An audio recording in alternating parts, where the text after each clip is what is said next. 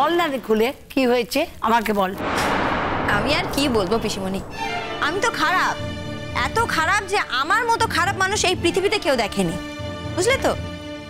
আমি আর আলাদা করে কেন যেচে খারাপ হতে যাবো বলো তো। শোনো, তুমি তো এই বাড়ির লোক, তুমি এদেরকে জিজ্ঞেস করো কি হয়েছে, এরা নিজেরাই বলবে, আমি কেন বলতে যাবো বলো তো।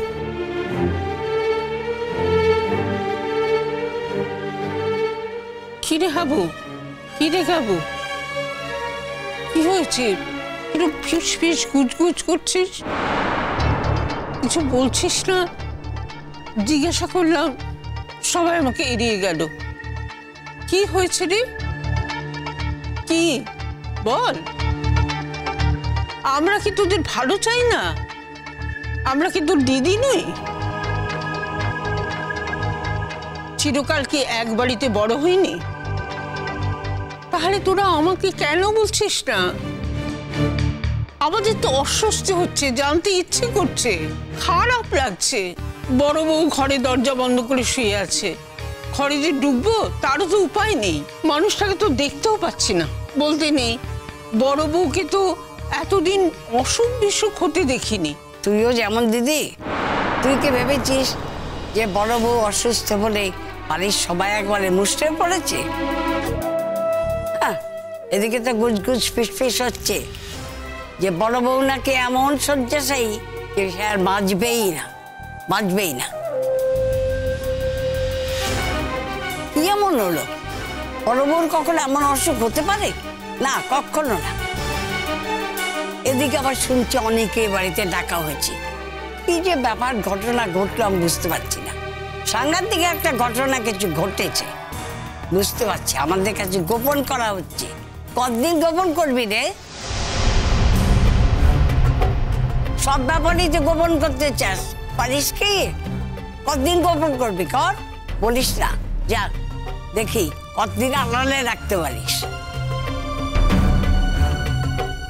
আমাদের বাড়ির কোনো ঘটনাই আর আড়ালে থাকবে না কচুরদি, সব গিয়ে একেবারে হাটের মাঝে পড়বে, বুঝলে না? কারণ আমাদের বাড়িতে একজন মহামানবী এসেছেন না, মনীষী বলে কথা।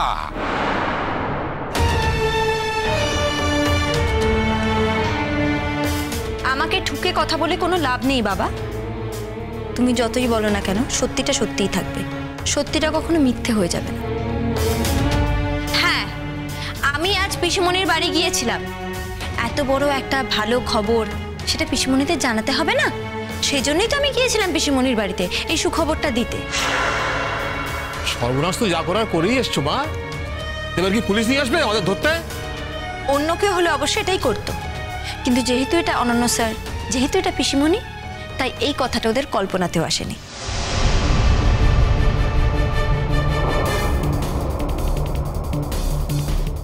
এবার বুঝতে পেরেছি, এখানে কুমু, কুমুর স্বামী সব জড়িয়ে আছে। একটা কিছু ঘটনা ঘটেছে, মারাত্মক ঘটনা, আমাদের বলছে না, বুঝলি? আমাদের বলবে না। আর কতদিন লুকিয়ে রাখবি? আমাকে গোপন করবি না? লোক ডেকে ডেকে তো আমার কেচ্ছার কথা বলিস, কিন্তু তোদের কেচ্ছার কথা তো আমি জানি। আমি জানি আমাকে ঘাটাসনি, একদম ঘাটাসনি, হাতে হাড়ি ভেঙে দেবো। শোনো, আমাদের মনে আজ ভয়ঙ্কর অশান্তি। তুমি দয়া করে তোমার এই ভাষণগুলো এখন বন্ধ করো। শোন, এক বাড়িতে থাকে, তোদের যদি সত্যি কোনো বিপদ হয়ে থাকে, সেই বিপদের কথা আমাদের জানবার কোনো অধিকার নেই? কি হয়েছে বল না ভাই। একবার জিজ্ঞেস করো না, গুণবতীকে জিজ্ঞেস করো কি হয়েছে। তোমরাই তো ওকে মাথায় চড়িয়েছ না। জিজ্ঞেস করো আমাদের উনি কতখানি উপকার করেছেন। হ্যাঁ, আমার ছেলে বিপদে আশ্রয় দিয়ে এ বাড়িতে নিয়ে এসেছে। হ্যাঁ, তার প্রতিদান উনি কতটা দিলেন জিজ্ঞেস করো, জিজ্ঞেস করো।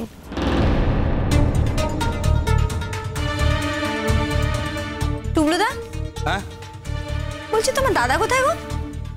তা তো বলতে পারবো না ইমন, তবে বেরিয়েছে বোধহয়। অফিসে গেছে?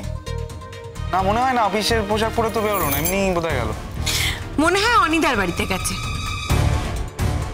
এই এদিকে এসো। তোমার এত ফরফর করার দরকার কি আছে সেটা বুঝতে পারছি না। তুমি কোনো কিছুর মধ্যে কিছুতে থাকবে না। সব কথার মধ্যে কথা বলে আমরা কেউ পছন্দ করি, দেখছো না? একজন সব কথার মধ্যে কথা বলে সব কিছুর মধ্যে মাথা ঘামিয়ে কিরকম বাড়ি থেকে বাজার করে তুলেছে। হ্যাঁ, তুমি এসবের মধ্যে কথা বলতে যাচ্ছ কেন? আর কার কি বলতে বাকি থাকবে সেজো মামি? ভেবে দেখেছো বাড়ির কথা এরকম হাটের মাঝে গিয়ে পড়লে বাড়ির লোকেরা তো এ নিয়ে কথা বলবেই। তুমি কি আটকাতে পারবে? মিঠু তো বাড়ির লোক, ও এ নিয়ে কথা বলছে বলে ওকে দোষ দিচ্ছ কেন? ওর তো কোনো দোষ নেই। আর তাছাড়া আমরা সকলে জানি রণ এখন কোথায় গেছে। রণ এখন গেছে অনির্বাণদাকে ডাকতে, এবং রণ যে কার নির্দেশে অনির্বাণদাকে ডাকতে গেছে সেটাও আমরা জানি, ওর বউয়ের নির্দেশে। তার কারণ ওর বউয়ের নির্দেশ ছাড়া রণ আজকাল এক পাও চলে না। কি করবো বলো তো? আমার কোনো দোষ নেই। আমি সব সময় মিস্টার চ্যাটার্জিকে বলি উনি যেন আমার নির্দেশে না চলেন, উনি যেন সব সময় তোমার নির্দেশে চলেন।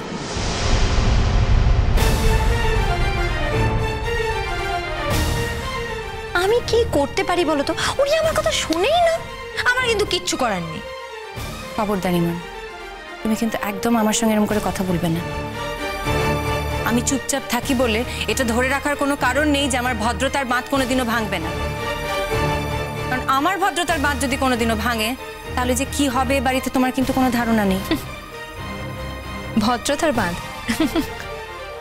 তোমার আছে নাকি?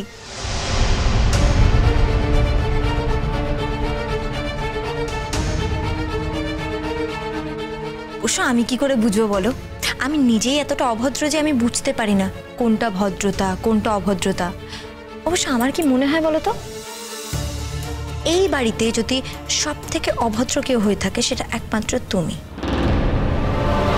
যেমন অভদ্র তেমন নির্লজ্জ।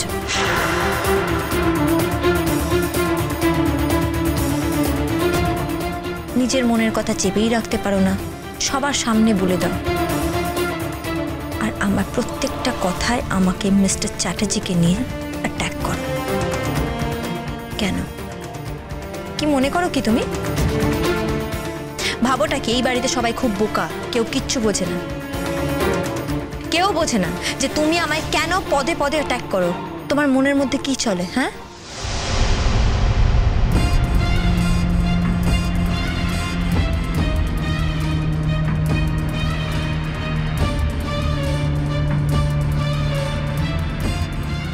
ব্রিলিয়েন্ট। আমি ভাবতে পারছি না। সেজো মামু, মেজো মামু, তোমরা সবাই চুপ করে দাঁড়িয়ে আছো, এই কথাটার কোনো প্রতিবাদ করছো না। হ্যাঁ, কি করে বা করবে? যে মানুষটার প্রতিবাদ করতো সে তো শয্যাশায়ী, তাই তোমরা সবাই চুপ করে দাঁড়িয়ে আছো, এই সমস্ত কথাগুলো হজম করছো। কথাটা যে খুব অন্যায় বলেছে তা তো নয়। যে কথাগুলো বেশিরভাগ সময় শাশুড়িরা বলে থাকেন সেই কথাগুলো তুমি কি করে বলো রূপকথা? ওই আমি তো কখনো বলি না। রণর বউ রণর কথায় চলবে কি না, বা রণ যে রণর বউয়ের কথাতেই চলে, তাতে আমার কোনো আপত্তি নেই। বরং আমি তো চাই রণ রণর বউয়ের কথায় চলুক, রণর বউ রণর কথায় চলুক। স্বামী স্ত্রীর মধ্যে এটাই তো হওয়ার কথা। তাতে তোমার এত আপত্তি কিসের বলো তো? হ্যাঁ, আমার মনে হয় রূপকথা তোমার নিশ্চয়ই কোনো স্বার্থ আছে, আর সেই স্বার্থের জন্য তুমি সকলের সামনে ব্যাপারটাকে এভাবে বলো।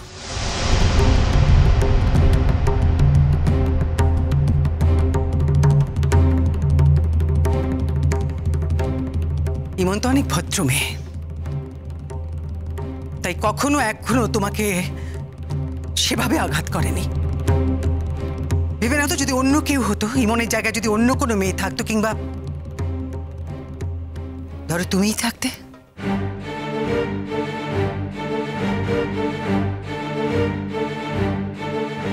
নিজেকে একবার ইমনের জায়গায় বসিয়ে দেখো তো, কি করতে তুমি? খবরদার, এখানে কাউকে ভাষণ দিতে রাখা হয়নি। ভাষণ দিচ্ছে আমি চাই না এখানে অন্য কেউ থাকুক। এখন মজা লুটতে এসছে সব, মজা।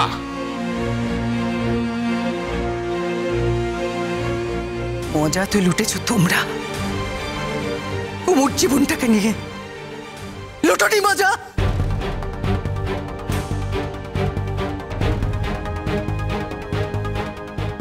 এই চুপ করবে? খবরদার, একদম না। মায়ের গায়ে একদম হাত তুলতে যাবে না তুমি। কেন?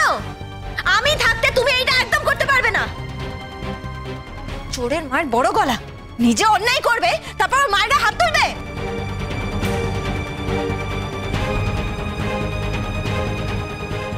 কি কি কি অন্যায় করেছি? হ্যাঁ, কি অন্যায় করেছি? যা করেছি বেশ করেছি। তুমি কে আমাদের ফ্যামিলির মধ্যে কথা বলার? তোমাকে আমরা আমাদের ফ্যামিলির লোক বলে মনে করি না। কুসুম দোলা